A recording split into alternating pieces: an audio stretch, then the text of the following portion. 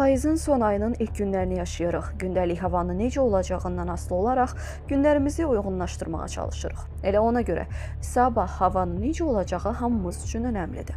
Bakıda və Abşeron yarımadasında noyabrın 2-sində hava şəraitinin dəyişkən bulutlu olacağı, arabir tutulacağı, gecəyə doğru bəzi yerlərdə yağış yağacağı ehtimalı var. Milli Hidrometeorologiya Xidmətindən verilən məlumata görə havanın əsasən yağmursuz keçəcəyi gözlənilir. Mülayim şimal-qərb küləyi gündüz şimal-şərq küləyi ilə əvəz olunacaq. Havanın temperaturu gecə 11-15, gündüz 17-20 dərəcə isti olacaq. Atmosfer təzyiqi 765 mm civə sütunundan 770 mm civə sütununa yüksələcək. Nisbi rütubət 60-70% təşkil edəcək.